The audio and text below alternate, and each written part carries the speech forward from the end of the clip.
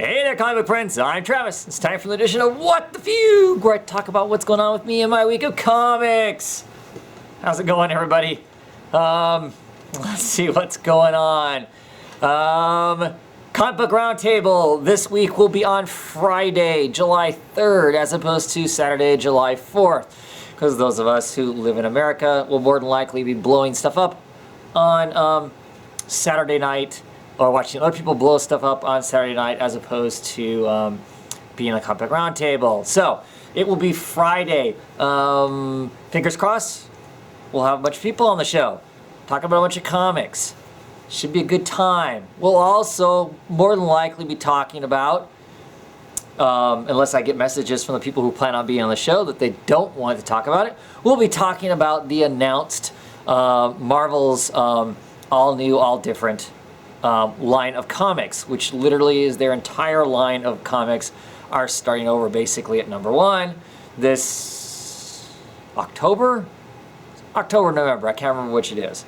I will try my hardest to dial my cynicism back as much as I can when we talk about this stuff. And it's the same cynicism I would have if we were talking about DC stuff and they had entitled it All New, All Different. Technically, all of it is. At the same time, no, it's more of the same. But anyway, we'll be talking, I'm sure, about those books. We'll be showing the covers to the 40, I think there's 40-some books have been announced, 45 books have been announced. There are 10 to 15 books have not been announced yet. So we'll talk about that, I hope. Talk about the creators of Gamel's books, what books we were excited about, pitfalls we potentially see coming, and ask some questions about where some books are at that we would expect to have been around going into these, after the Secret Wars is over with, books that I had assumed, that were relatively successful, why we, as of yet, haven't seen an announcement of those books. So we'll talk about all of that. I was going to do that here on What the Fugue, typically the type of thing I do, but with the people I have coming on, thought it'd be fun to do it there. If they choose to message me and say, oh, I don't want to talk about all that stuff, then I'll come back with another video here and I'll talk about my opinion on books I'm excited for, books I'm not so excited for, and everything else in between as far as that goes. But yeah, cool, interesting to see an entire line start over. The whole reboot versus relaunch, and you know, what's your definition of those two? I think is a continued point of conversation, I think, as to this whole thing that's going on with Marvel. I'm kind of the opinion that if somehow reboot wasn't a dirty word, Marvel would have been happy to have used that, but some people seem to take offense at that word, so to not be controversial, yeah, they're going to be interesting, at any rate. So, around that line, of course, Wednesday, today, the day I'm filming this, was the day that this was supposed to be officially announced, all of these Marvel books. But of course, 2 days prior to that, gossip website Bleeding Cool, of course, leaked out all this information in advance.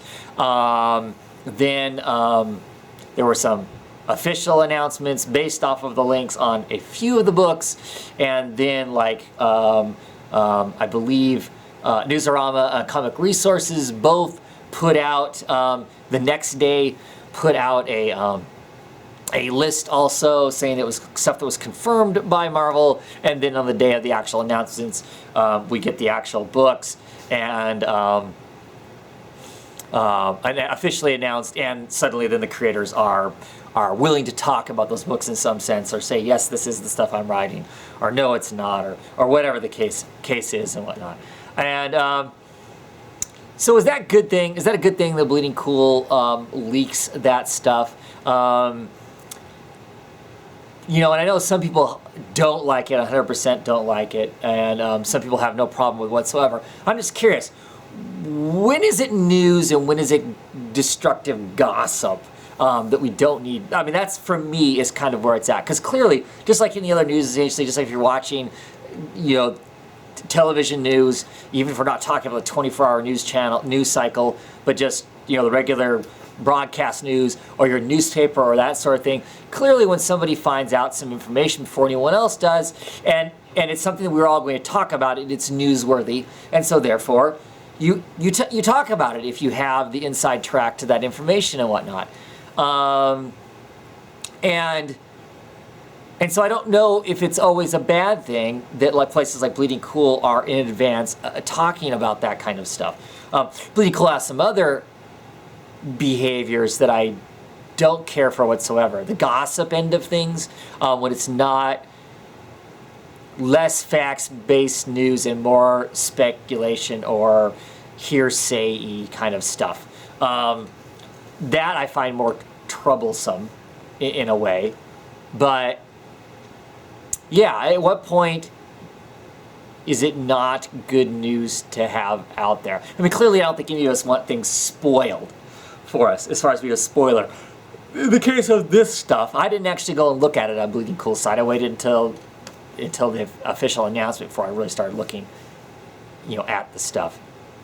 But, like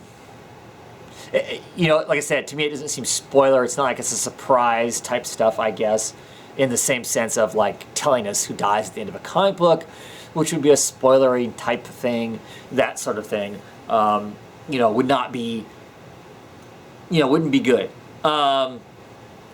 So I don't know. I'm just, I was kind of thinking about that today. What's news and what isn't? When is that a good thing and a bad thing? Yeah, I don't know. Don't know that I completely have an opinion. The site bugs me. Not to say that I don't use it occasionally, but at the same time, I keep thinking, when they find the news and they seem to know this stuff, they talk about it because they're a news site or feel like they're a news site, and so that's what they do. Whereas some of these other sites, they maybe don't announce it when they find out about it and they know that it's news because they're waiting for the exclusive. They're being paid, basically, in a sense, by the companies to, get exclusive news on their sites. So they don't report everything. They don't report all the news. They just report the information. In a lot of cases, they just promote and give us the information that the companies want us to have, as opposed to, what's actual news. And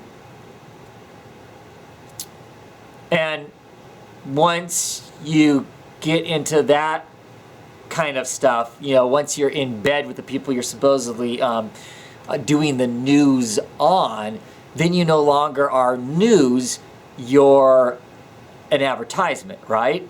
You're basically a paid advertisement of sorts.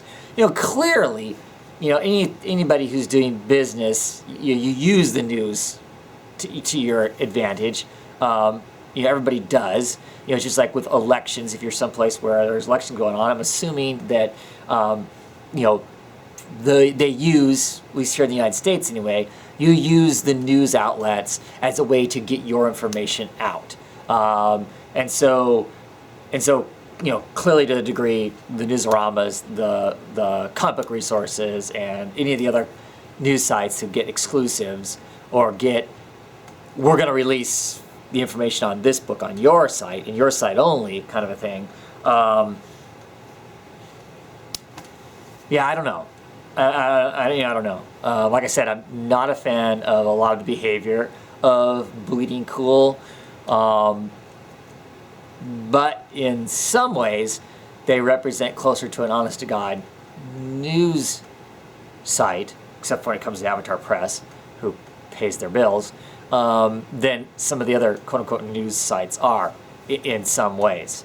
Now, you know, how much of their ethics they throw out the door in the process of gathering that news is a whole other thing. Them kind of sending people to cons and them not announcing themselves as working for Bleeding Cool, and then, you know, creators just thinking they're, you know, kind of offhandedly having a kind of a personal conversation with a fan, and then to have it reported on a news site and it gets them in trouble in some sense or another. That's just kind of crappy. That's the ethics that I have problems with. But I don't know.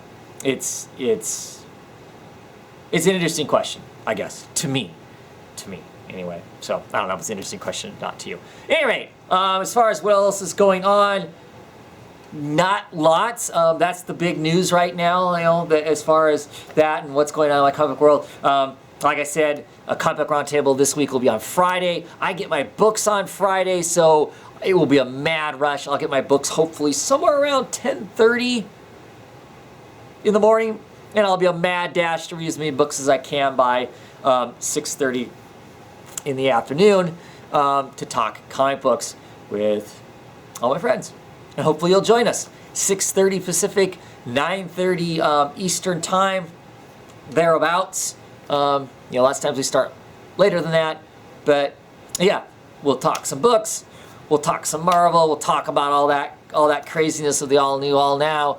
I hope we'll talk at least some about that. Like I said, if we don't talk about it a lot, I'll come back here and personally talk about it at great length, I'm sure. But it should be fun. Some good books coming out, some potentially controversial books coming out this week. I've heard some books I really enjoyed last month, now maybe dipping off into places that might be problematic. So look forward to reading that. Curious to see if we have a discussion on that. All for it if other people are interested in having a discussion around it. So that being said, I'm going to leave now, and apologize for last week not getting around to talking about my books personally. Hopefully this week that happens. I think so, because I think I've got some free time to squeeze in to get that done. Gotta get back in the routine of doing all that, and I'm having problems working that out along with the other stuff I have in my life that I want to do. So, but yeah, want to do it. So, anyway, thanks for tuning in. Thanks for listening to me blabble a little bit. See you on Friday. Hope you'll be in the audience talking with us. Hopefully we will keep track of the comments, and we'll all have a good time talking comic books. Have a great one, everybody.